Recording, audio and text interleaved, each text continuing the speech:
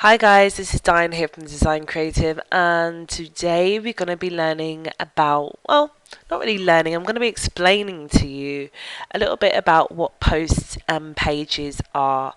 I constantly get this question all the time. What's the difference between a post and a page? It's probably the number one question I get when it comes to WordPress. So I'm going to explain to you, or try to explain to you, what the hell posts and pages are. It's pretty much simple, to be honest, and once you get the idea of it, it will click and it will all make sense. So let's have a look at what a page is. So a page on a website would basically be static content. It would be like the About Us page, it would be the home page, maybe it would be the contact page, it will be the Meet the Team page, it will be possibly the portfolio page. So pages are basically content which, if you have a look at it this way, content that doesn't get changed regular. So the About Us page, unless you are constantly changing what you're about, it's a page that is static and it gives information and that's it. It's not archived information, it's just information that is on the net that people can easily search for and is on a page. Okay, or what we would call as a page.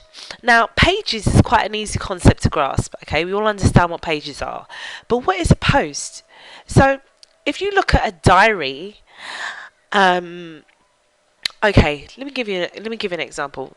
If you look at a diary, you've got different pages for different journal entries that you would write in. So you've got the 1st of July, the 2nd of August, the 15th of February, whatever, whatever. And these are all dated, and this is what you would call a post in WordPress. I know it may sound a little bit confusing there, I may not have used the right analogy, but basically a post is a dated piece of material that is not necessarily static, that we would call a blog, for instance, is a bunch of posts stuck together. So a post is basically slightly different from a page in that the content is archived, the content is dated, the content is rolling information. So what may not be there tomorrow, or what might be there yesterday may not be there tomorrow, depending on how regularly you update. So what would you use a post for? You could use it for news entries, you would use it for journal entries, you will use it for blog entries, you would use it for just keeping people up to date about news and progress. You may even use it for tutorials, possibly. I know that WP Beginner, I think they use posts instead of pages for their tutorials, which they post up, I think, every day or every other day. So yeah, that's basically the difference between a post and a page. So let me have a look here. Here I've got a page of mine, it's in the projects section, and it shows you the most recent website that I've done, and it gives you some metadata here about what the website is about, etc., etc. Now, this isn't really dated material, even though it's got a date here, but this is only a date of when this website went live. But it's not like rolling information, it's static information. If you have a look here, this is my journal where I write down a bunch of things either related to WordPress, related to awards or nominations that I've recently been getting, or just little tutorials. And as you can see, they're dated. If I click into this one, which is called Disabling WordPress Plugins through PHP My Admin, which is another video that I've done, let's hope it goes through. Sorry, as I said before, my computer is super slow. Okay. Now this is a blog post, and you can easily tell because it's dated and it's categorized. Now pages are not necessarily categorized from what I can remember. Let's go and double check that before I put my foot in there. So yeah, so as you can see, we got pages, and it gives you you can add pages, but you can't categorize pages. let's have a look at what you can do in Pages and what you can't do. With posts as well, you can tag your posts, so it makes it easier for people to search for a particular for information in particular. So as you can see with the page here, you can let me have a look. You can add a title, obviously add your content, but the difference between a page and a post is that it's hierarchical, which means that you can have a page called About, and then under that page you can have the team. Under that page you can have, you can have different pages under it. So you can have a parent page and you can have child pages after it. You can't necessarily do that with posts, because posts, they act differently. They are archived, like I said, but you can add categories and you can add tags to your posts. What's the difference between a category and a tag? Okay, so say if you've got a book, and to categorize books, we put them in genres, right? So we say, okay, we've got horror as a genre, we've got true crime as a genre. That's how you would categorize your posts. For instance, if I was an entrepreneur and I had a blog or a website that was dedicated to helping other entrepreneurs, then the way that I can categorize my posts is I can have one category as entrepreneurship, another category as business advice, another category as financial advice.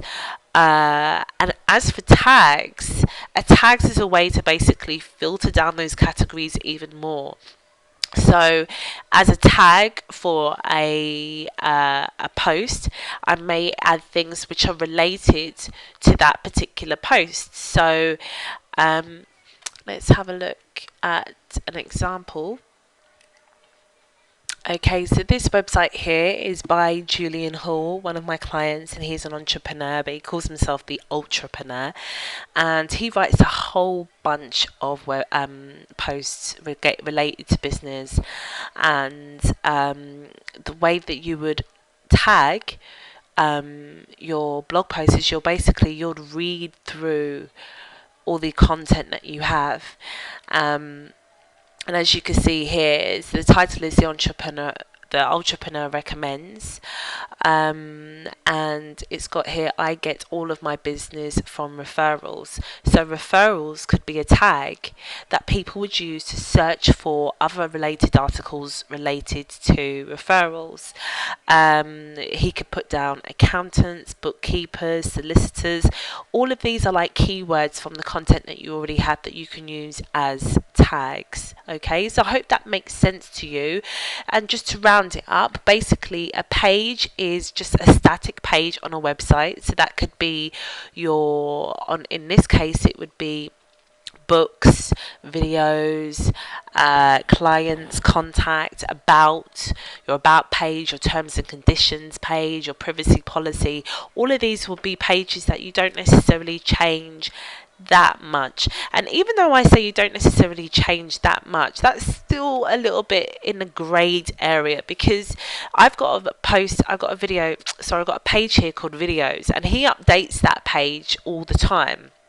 But that is actually a custom post type, actually, if I can remember, which we may have to talk about a little bit later in regards to what custom post types are. But just to simplify the process, pages are to do with static content. Posts are to do with rolling content. So think of a news article, journal entries, status updates are like posts. A category is where Again, if you think about the books and the different types of genres of categories here, Julian has business advice as one of his categories, internet marketing, social media. So these will be classified as categories, and then under categories you would have tags. So business referrals would be a tag. Business referrals could also be a category if you've got loads of things that would fit under that. But business referrals would be great as a tag. And what else? With pages, you can have a parent page and child pages after that. So you can have an about page, and then under the about page you can have the mission statement, and then under the about page again you can have meet the team. Whereas with pages you don't have that hierarchy there. With posts you don't have that hierarchy. They are all individual. So I really hope that helps. If you have any questions or any other ideas for videos that you want me to do, please leave a comment in the box and I will post a video up. So thank you for listening, and I'll see you on the other side. Bye.